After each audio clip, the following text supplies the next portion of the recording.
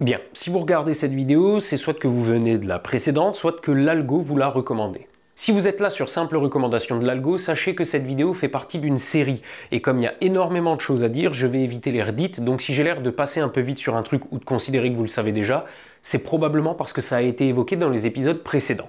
Donc, je vous invite chaudement à regarder les épisodes dans l'ordre.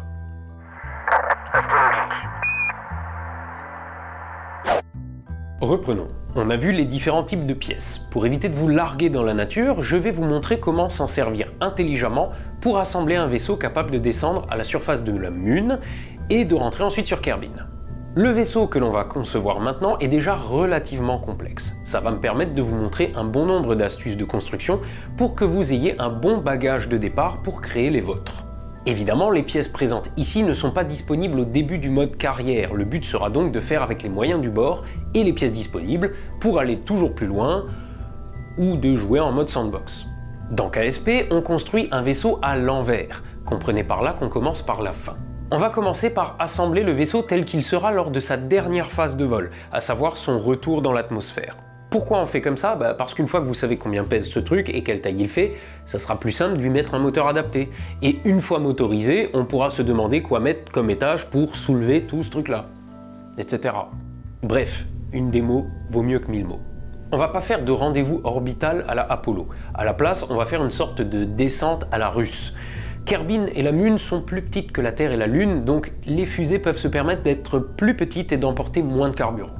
L'option de rendez-vous orbital d'Apollo était compliquée mais faisait économiser énormément de poids à la fusée.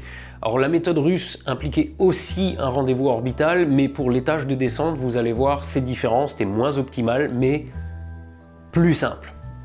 Donc on va faire ça. Après, une fois que vous êtes dans le jeu, libre à vous de faire une mission à la Apollo.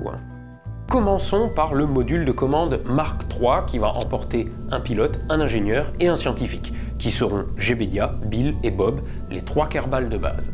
Le but est que cette capsule rentre sans accroc, on va donc commencer par lui mettre un bouclier thermique et un parachute. Voilà, ce machin est capable de rentrer, mais pour éviter une ouverture trop violente du parachute principal, le parachute bleu là, on va en ajouter un orange. Les parachutes orange sont des parachutes de traînée. Les petits parachutes qui s'ouvrent plus tôt et réduisent fortement la vitesse du vaisseau, mais pas assez cependant pour un atterrissage en sécurité. Ça limite juste la décélération pour éviter des tensions trop fortes sur un vaisseau complexe et fragile. C'est pas vraiment le cas ici, mais bon, j'en mets un quand même, comme ça vous en avez entendu parler. Ah oui, au fait, je l'ai pas dit jusque-là parce que ça me paraissait évident, mais les orbes vertes sont les points d'attache. Le gros parachute principal bleu est attaché sur l'orbe au sommet de la capsule. Pour ajouter un parachute de traînée, on va l'attacher sur le côté. Une fois sur la Lune, il va falloir garder un contact avec Kerbin. On va donc ajouter une antenne. La Lune n'est pas très loin, une petite antenne suffira. Avec un clic droit, vous pouvez la déployer pour voir à quoi ça va ressembler en vol. Les pièces déployables n'aiment pas trop le vol supersonique dans l'atmosphère et ont tendance à s'arracher si elles sont déployées. Donc faudra pas oublier de la ranger. Notre vaisseau va avoir besoin d'électricité. La capsule contient déjà une batterie de base, mais on va en ajouter une pour la sécu, parce que la batterie de base peut se drainer très vite si on manœuvre un peu ou si on transmet des données scientifiques. La capsule contient aussi des gyroscopes qui vont servir à l'orienter, mais si on tombe en rade de jus, on pourra pas. Et comme on va passer du côté sombre de la Lune, là où aucun panneau solaire ne pourra nous aider, bref, mieux vaut un peu trop d'électricité que pas assez. Et donc, ajoutons aussi un panneau solaire pour recharger nos batteries. Un petit fera l'affaire. Notez que les panneaux solaires dans des coffres sont rétractables. Ceux qui n'en ont pas sont plus légers, mais une fois déployés, vous ne pouvez plus les ranger. Si vous restez dans l'espace, balèque, mais si vous prévoyez un passage dans une atmosphère, comme sur Duna par exemple, c'est à prendre en compte. Voilà, là on a une capsule viable. Et donc l'étape juste avant de rentrer dans l'atmosphère, c'est de repartir de la Lune. On va ajouter un découpleur, un réservoir et un petit moteur. Ce moteur est pas bien costaud, mais la gravité lunaire et l'absence d'atmosphère font que ça va suffire. Dans le panneau en bas à droite, vous avez le symbole de delta V. Vous vous rappelez le delta de vitesse qu'un moteur est capable de nous donner? Bon, en cliquant dessus, je peux choisir de voir la delta V dans le vide, vacuum. En faisant ça, l'éditeur me dit que cet étage me donne en l'état 1700 m/s de delta V. Or, par expérience, je sais que pour décoller de la surface de la Lune et rentrer confortablement, y compris avec quelques manœuvres, j'aime avoir au moins 1500 m/s. Donc là, on est pas mal. Évidemment, votre ΔV change en fonction de votre moteur et de la taille de votre réservoir. Et donc, cet étage nous permet de décoller de la mune, et juste avant d'entrer dans l'atmosphère, on le largue, moyennant le découpleur, et on expose le bouclier à la friction de l'air. Bon, maintenant rappelez-vous, j'ai dit qu'il y avait 5 tailles de pièces. Ma capsule et mon réservoir font 2,50 m, mais mon moteur, là, ne fait qu'1,20 m. Quand je vais lui mettre un découpleur pour l'étage suivant, il va automatiquement se couvrir d'une coiffe, mais d'une coiffe d'1,20 m, et ça va être moche. Ça marche, hein? Mais c'est moche. Et moi, j'aime fabriquer de belles fusées. Donc, sous le réservoir, on va ajouter une plaque pour moteur. Je vous ai déjà montré cette pièce, elle sert à associer plusieurs moteurs sous un étage plus gros. Bon, on va quand même n'en mettre qu'un seul. On pourrait en mettre 2 ou 3, mais la poussée qu'ils fourniraient n'est pas nécessaire. Par contre, ils vont ajouter du poids et donc nous faire perdre en ΔV. Il vaut donc mieux n'en mettre qu'un seul. Mais cette plaque dispose à la fois d'un découpleur intégré et d'une coiffe de 2,50 m. La coiffe a plusieurs longueurs, moyennant un clic droit sur la pièce, je vais choisir la deuxième plus courte qui se trouve être adaptée à mon moteur. Quand j'ajoute un réservoir, une orbe apparaît sous le moteur, c'est le point d'attache de la plaque. Si j'y attache le réservoir, une coiffe apparaît et c'est plus joli. On va s'arrêter 2 minutes pour jeter un œil au menu d'étagement. Si je passe ma souris sur l'un des éléments, il se met en surbrillance. Là par exemple, le moteur qui est caché sous la coiffe. Ce symbole est celui des découpleurs, et là, on voit que ça concerne la plaque de moteur. Mais quand cet étage sautera, la plaque ne se séparera pas du vaisseau. La séparation se fera au niveau de la coiffe, et laissera la plaque et le moteur. Indiqué comme ça, c'est pas très instinctif par rapport aux découpleurs classiques, qui en plus sont agrémentés d'une grosse flèche pour bien montrer le point de coupure du vaisseau. Donc, je préférais le préciser. Notons juste qu'il existe aussi des séparateurs qui se détachent des deux côtés. Bref, je retire ce réservoir 1 minute. En l'état, nous avons là tout ce qu'il faut pour redécoller de la mune et rentrer sur Kerbin. À un détail près, pour nous poser, on va vouloir des patins. Pas besoin de les prendre trop gros ou trop lourds, c'est pour ça qu'on a pris un petit moteur, mais on va pas les attacher autour du vaisseau un par un. On va utiliser un mode de symétrie. En bas à gauche, vous avez 2 boutons. Celui-ci, moyennant un clic, vous donne différents modes de symétrie radiale. 1, 2, 3, 4, 6 et 8 éléments. On va mettre 3 patins à notre vaisseau, parce qu'avec 2, il n'est pas stable, hein, mais qu'avec 4, c'est ajouter du poids inutile quand 3 feront largement le boulot. Vous pouvez changer la symétrie avec le bouton X en allant vers plus d'éléments, et avec Shift X, vous diminuez. Le bouton d'à côté active ou désactive le snap, je ne sais pas trop comment traduire ça. En gros, soit les attaches se font par angle régulier, soit librement. Dernier mode, en appuyant sur R, vous changez la symétrie radiale pour passer en symétrie axiale. Une démonstration vaut mieux que 1000 mots. Symétrie radiale, symétrie axiale. La symétrie axiale, c'est bien pour les ailes, par exemple. Pendant qu'on y est, ajoutons une échelle. Ça va nous permettre de voir encore une autre mécanique de construction. Placée comme ça, elle est bien, mais ça ne sera pas toujours le cas dans vos constructions. Pour déplacer finement une pièce, appuyez sur 2 ou sur le bouton de déplacement en haut à gauche. En cliquant sur une pièce, vous pouvez maintenant la bouger finement, soit dans son référentiel à elle, soit en appuyant sur F dans le référentiel du vaisseau. Elle se déplace par cran, sauf si vous désactivez l'option pour un placement libre. Avec la touche 3 ou l'icône dans le coin, vous pouvez faire la même chose mais en rotation. Pour revenir à l'édition classique, appuyez sur cette icône ou sur la touche 1. Bon, mais on va pas sur la mune pour se dorer la pilule. On veut ramasser des points de science pour débloquer des trucs. On va donc ajouter le thermomètre, le sismomètre, le gravitotrucmètre, le baromètre, la mystérigou, en prenant garde de ne pas empêcher l'ouverture de la porte du vaisseau, le magnétomètre, et le Science Junior mériterait sa place vu qu'il rapporte un max de science, mais bon, j'ai la flemme, à vous de concevoir le vaisseau qui va bien. Autre astuce, si j'appuie sur 2 pour déplacer une pièce, je peux faire rentrer cette pièce à l'intérieur d'une autre, comme ici avec le magnétomètre pour qu'il dépasse moins. Vous pouvez juger que c'est de la triche ou trouver ça utile. Rappelez-vous, il n'y a pas de bonne ou de mauvaise manière de jouer à une sandbox. Moi, je vous explique une mécanique de jeu. À vous de l'utiliser ou pas. Bon, ce machin-là est vraiment un vaisseau munaire maintenant. En l'état, il n'a pas spécialement besoin de coiffe pour le décollage, mais pour la démo, on va lui en mettre une. Commençons par replier tout ce qui peut l'être. À chaque fois, c'est pareil. Clic droit sur la pièce et on trifouille dans son menu contextuel. Puis on fait un clic droit sur la base de la coiffe et on la modifie. À chaque clic, on ajoute une nouvelle section. Avec un clic droit, on annule la dernière. Bon, mais maintenant, ce vaisseau lunaire, il faut l'emmener jusqu'à la Lune. Plus précisément, on va l'emmener juste au-dessus de la surface. Au dernier moment, on va larguer l'étage précédent et faire les derniers mètres sur le petit moteur du vaisseau, histoire d'économiser au maximum notre fuel pour le redécollage et le retour. C'est comme ça que les Russes envisageaient un alunissage. Prenons donc un gros réservoir et ajoutons-y le moteur nucléaire. On va avoir le même problème que précédemment. La coiffe de ce moteur est trop petite, alors on va lui ajouter une plaque de moteur pourvue de sa propre coiffe. Le boulot de cet étage, ça va être de nous emmener jusqu'à la Lune, de nous y satelliser, de descendre au plus près de sa surface, et là, on le larguera. Alors là, vous avez deux options. Le moteur nucléaire ne pousse pas très fort, donc pour la descente sur la Lune, ça marche, mais il est léger. Disons que en avoir un vous donne plus d'autonomie, mais rend la manœuvre un peu plus difficile. En avoir deux vous donne plus de poussée et donc plus de capacité de réaction, mais par contre ça diminue votre autonomie. Pour décider d'en mettre un ou deux, il suffit de faire un clic droit sur la plaque d'adaptation et de choisir le nombre de moteurs qu'on veut accrocher. Bon, mais attention, je vous ai dit plus tôt que le moteur nucléaire avait une particularité. Il n'a pas besoin de comburant. Or, ce gros réservoir emporte les deux. Et de base, j'y peux rien. On verra ça plus tard avec des mods.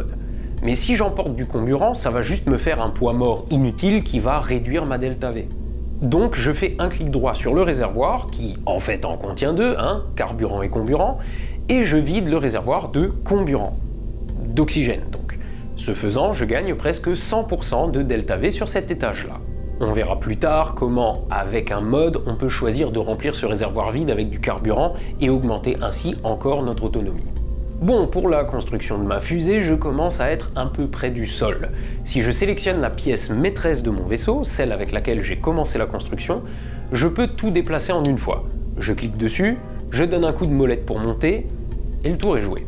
Tout comme pour le magnétomètre de tout à l'heure, si vous trouvez que ce moteur dépasse quand même vachement du vaisseau et le rend énorme, touche 2 et je le glisse vers l'intérieur. Bon, encore une fois c'est de la triche, ou pas, à vous de voir. En tout cas, ça me permet de réduire la taille de ma coiffe. Ah ouais, pendant qu'on parle de triche, dans le menu Alt F12 qu'on a vu précédemment, il y a une option qui peut s'avérer utile. Autoriser le clipping dans l'éditeur. Ça permet d'attacher deux pièces sur la même orbe. Attention, ça peut générer des bugs, mais ça peut aussi être utile. Par exemple, mon vaisseau n'a pas de tour de sauvetage, parce que l'emplacement est déjà utilisé par le parachute. Mais si j'active cette option, je peux attacher le parachute et la tour de sauvetage par-dessus. On va y mettre un découpleur à l'envers pour qu'il reste attaché à la tour et se sépare avec elle, puisque le point de coupure est là, et la tour par-dessus. Pour faire tourner une pièce, utilisez les touches Z, S, Q, D, E, A et E. Bon, mais maintenant, ça dépasse de ma coiffe. Je vais donc faire un clic droit, éditer la coiffe et la refermer sur la base de la tour de sauvetage. Bon, ça, c'est notre vaisseau qui doit aller jusqu'à la Lune. Mais pour ça, on va maintenant devoir le mettre en orbite. Vous voyez, on fait les étapes du vol à l'envers. Donc, construisons notre lanceur. Là, on va pas faire dans la dentelle. Gros réservoir et gros moteur mainsail. Notez que beaucoup de pièces ont des options, moyennant un clic droit. Ce réservoir, je peux changer sa couleur. Parfois, ce sont des options purement esthétiques, parfois ça a une utilité. Ça soulève ma fusée, je le sais, parce que je l'ai fait des centaines de fois. Mais de base, c'est difficile à savoir sans tester. On verra plus tard des modes qui fournissent des informations comme le rapport poids-puissance. En gros, si votre moteur génère plus de poussée que votre vaisseau n'est lourd, il décollera. Bref, le mainsail il va soulever notre fusée, mais il ne brûlera pas assez longtemps pour nous emmener en orbite. On va donc ajouter des boosters sur les côtés.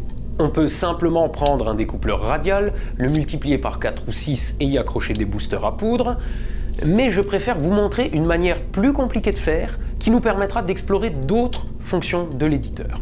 Pour ce faire, on ne va en mettre que deux. On y fixe un réservoir d'1,20 m et le réservoir va automatiquement s'ajouter de l'autre côté. Dès que vous bricolez sur une pièce en symétrie, les autres symétries réagissent avec. On en ajoute un autre par-dessus et en dessous un moteur. Prenons le Reliant, pas trop mal adapté au vol à basse altitude. Celui-ci n'a pas de cardan pour diriger notre vaisseau, mais le mainsail en a et ça suffira amplement. J'ajoute ce cône de nez que je fais pivoter moyennant les touches Z, S, Q, D et A et E. Et dans les moteurs, j'ajoute un séparatron. Idem, je le fais pivoter pour mettre la tuyère vers le haut. Quand on va larguer ces boosters, on veut éviter qu'ils ne percutent l'étage central, sans quoi la tour de sauvetage risque de s'avérer utile. Donc ces tout petits moteurs à poudre auront la tâche d'éloigner les boosters lors de leur largage. En l'état, si j'allume ces boosters, comme ils ne tiennent que par le découpleur, ils vont osciller et mettre ma fusée en péril. On va donc renforcer leurs attaches via les connecteurs qui se trouvent dans l'onglet Structure. Si je mets une pièce en surbrillance et que j'appuie sur Alt, puis que je clique dessus, plutôt que de la déplacer, j'en crée une nouvelle sans avoir besoin de chercher la même dans le menu. Voilà, nos boosters sont sécurisés. Ces attaches se briseront automatiquement lors de la séparation d'un étage. Maintenant, c'est l'heure de l'astuce économie de carburant. On va mettre le découpleur en surbrillance en passant la souris dessus, ce qui va aussi mettre en surbrillance toutes les pièces qui y sont attachées. Appuyez sur Alt et par un clic de souris, hop là, j'ai recopié tout mon booster d'un coup. Et je vais faire ça 2 fois pour en avoir 6 au total. Alors pourquoi ne pas en avoir fait 6 tout de suite? Parce que je veux qu'ils se séparent 2 par 2. Vous allez voir. Dans l'onglet Réservoir, je choisis le tuyau de transfert. Je place ce tuyau des derniers boosters vers les avant-derniers que j'ai placés, puis vers les tout premiers que j'ai placés, et finalement des boosters vers l'étage central. Faites bien gaffe au sens des flèches, c'est le sens de transfert du carburant. Et mon circuit de transfert ressemble donc à ça. Ajoutons encore des supports pour le pas de tir, histoire que la fusée se pète pas la gueule avant même de décoller, et voilà notre fusée lunaire. Bon, mais avant de partir, on va devoir jeter un œil à la séquence d'étagement, sinon c'est garanti que ça va se parer en couille. Quand la fusée part, on veut d'abord que les attaches se séparent et que les moteurs démarrent. Je passe donc sur chaque objet et quand il est en surbrillance, je vérifie qu'il est à sa place. Les moteurs du bas doivent tous s'allumer avec le premier étage en même temps que la séparation des supports. Donc au lancement, les 7 moteurs vont drainer les 7 réservoirs. Mais celui-ci va se vidanger dans celui-ci, qui va se vidanger dans celui-ci, qui va se vidanger dans le central. Et pareil en symétrie, évidemment. Donc celui-ci va se vider en premier. Une fois vide, je veux donc larguer celui-là et celui-là uniquement. Enfin, ils sont symétriques, hein, encore une fois, bien entendu. Je cherche donc le découpleur associé et je le mets dans l'étage suivant, de même que le séparatron associé. Ensuite, ce sera au tour de celui-ci de se vider. Idem, dans l'étage suivant, je mets le découpleur et le séparatron qui vont bien. Pareil pour les derniers boosters. Le résultat de cette manip, c'est qu'une fois les 6 boosters largués, on aura déjà fait beaucoup de chemin, mais à ce moment-là, l'étage central sera encore plein. Vous verrez plus tard lors de la démo. Bon, mais voyons la suite. Une fois l'étage central vidé lui aussi, il faudra le larguer. Ensuite, on se débarrassera de la coiffe. Et une fois le vaisseau dégagé, on pourra aussi larguer la tour de sauvetage. Pour ça, il faudra l'allumer et la larguer en même temps. Dans ce même étage, je mets donc la tour de sauvetage et son découpleur. Là, notre vaisseau sera prêt à voler de ses propres ailes. On va donc allumer le ou les moteurs atomiques. Ensuite, arrivé près de la Lune, il faudra le larguer et dans la foulée, allumer le moteur de la capsule.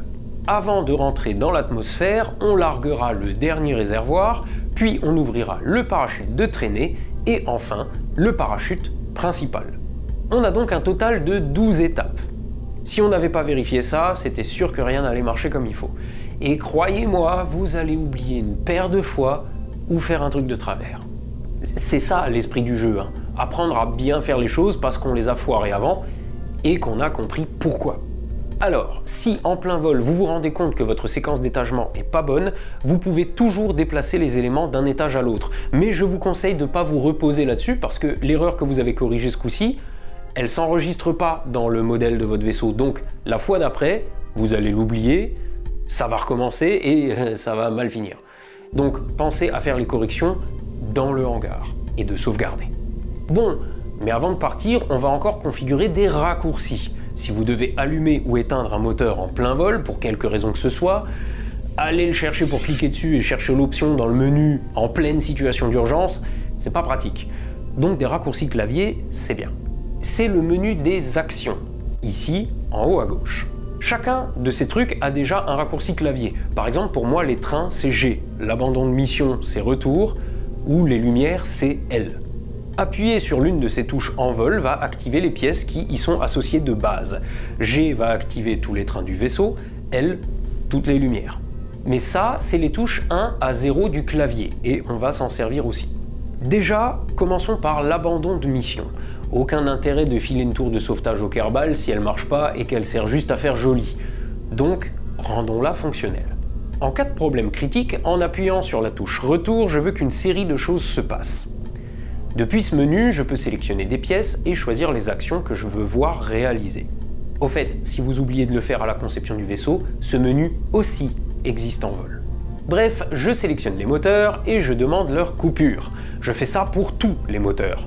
Je sais par définition pas quand un problème peut arriver, et donc quel moteur fonctionnera à ce moment-là.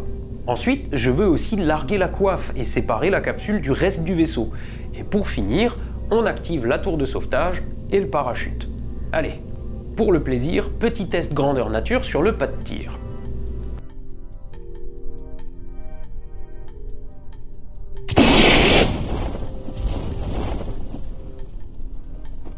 Voilà, vous voyez, Kerbal Space Program, c'est pas juste des explosions incontrôlées, c'est aussi un jeu où vous pouvez vraiment sauver vos Kerbal. Bon, la tour de sauvetage, c'est bon. Maintenant, on va associer chacun des raccourcis de 1 à 10 à des fonctions du vaisseau. Je vais pas vous dire quelle touche associer à quoi. J'ai mes habitudes, mais vous n'avez pas besoin d'avoir les mêmes. Choisissez ce que vous voulez, mais mon conseil, c'est de configurer un raccourci pour vos panneaux solaires, un autre pour vos échelles, un pour le ou les moteurs de votre vaisseau, et sur un autre raccourci, les moteurs qui pourraient avoir à être coupés à un autre moment du vol, comme, je sais pas, ceux de l'étage principal. Moi, je vais mettre le moteur atomique sur un autre raccourci. Sur un autre encore, mettez vos antennes. Un autre pour vos modules de science, pour qu'ils la récoltent automatiquement à certains moments du vol. Un pour vos radiateurs quand vous en avez, et un petit conseil encore, un pour vos gyroscopes. À certains moments, notamment sur de gros vaisseaux ou des rovers, ils peuvent foutre un peu la merde, et quand on s'en rend compte, c'est bien d'avoir une touche pour les couper tous en même temps. Dans les modules de commande, ils s'appellent Reaction Wheel, RW, dans la version anglaise. Moi, je leur affecte un raccourci juste pour la sécu. Aïe! Ce coup-ci, on est paré à aller sur la Lune.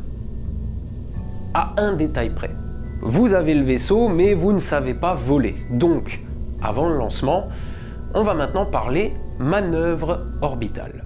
Donc, sans plus de transition, je vous renvoie vers la vidéo suivante, qu'elle soit en écran de fin, en fiche ou dans la description. Allez voir.